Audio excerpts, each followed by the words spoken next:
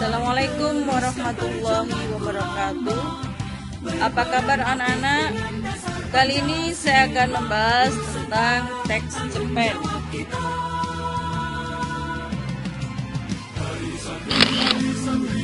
Dengan kompetensi dasar menganalisis struktur teks cerpen.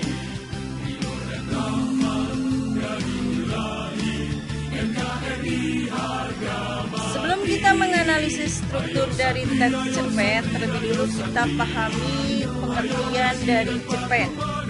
Cerpen adalah cerita pendek atau salah satu jenis karya sastra berbentuk prosa yang menggambarkan suatu kisah atau cerita yang dialami tokoh dengan disertai konflik dan terdapat solusi atau penyelesaian dari masalah yang dihadapi tokoh.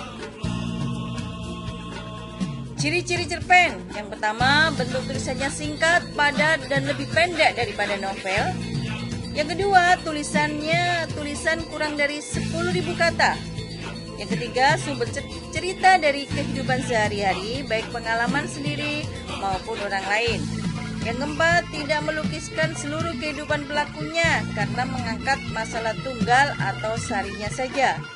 Yang kelima, habis dibaca sekali duduk dan hanya mengisahkan sesuatu yang berarti bagi pelakunya. Yang keenam, tokoh-tokohnya dilukiskan mengalami konflik sampai pada penyelesaiannya. Yang ketujuh, penggunaan kata-katanya sangat ekonomis dan mudah dikenal masyarakat. Yang kedelapan, meninggalkan kesan mendalam dan efek pada perasaan pembaca. Yang kesembilan, menceritakan suatu kejadian dari terjadinya perkembangan jiwa dan bisnis, tetapi tidak sampai menimbulkan perubahan nasib. Yang kesepuluh, biasanya beralur tunggal. Yang kesebelas, penokohnya sangat sederhana, singkat dan tidak mendalam. Struktur cerpen. Yang pertama adalah abstrak. Abstrak adalah ringkasan atau inti cerita yang akan dikembangkan menjadi rangkaian peristiwa. Abstrak bersifat opsional, artinya sebuah teks cerpen boleh tidak memakai abstrak. Yang kedua, orientasi. Struktur yang berisi pengenalan latar cerita yang berkaitan dengan waktu, suasana, dan tempat yang berkaitan dengan cerpen. Yang ketiga, komplikasi. Berisi urutan kejadian yang dihubungkan secara sebab akibat. Pada struktur ini terjadi karakter atau watak pelaku cerita karena beberapa kerumitan mulai bermunculan.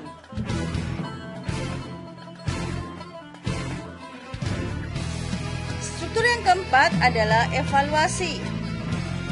Struktur konflik yang terjadi yang mengarah pada klimaks mulai mendapatkan pemecahan atau penyelesaiannya.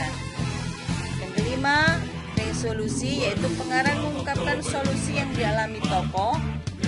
Yang keenam, bagian terakhir adalah koda. Bagian ini memuat nilai-nilai atau pelajaran yang dapat dipetik dari suatu teks oleh pembacanya.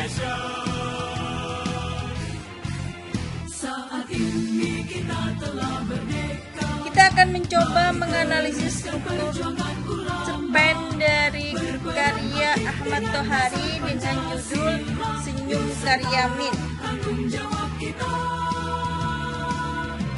Kita lihat yang pertama adalah bagian pertama abstrak, berisi ringkasan peristiwanya.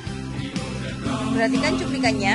Mereka tertawa bersama. Mereka para pemukul batu itu memang pandai bergembira dengan cara menertawakan diri mereka sendiri. Dan Karyamin tidak ikut tertawa, melainkan cukup tersenyum.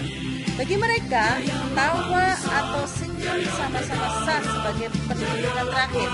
Tawa dan senyum bagi mereka adalah simbol kemenangan terhadap tengkulak, terhadap rendahnya harga batu, atau terhadap licinya tanjakan.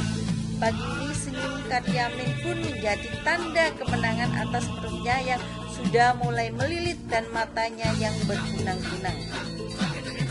Bagian kedua adalah orientasi. Karyamin melangkah pelan dan sangat hati-hati.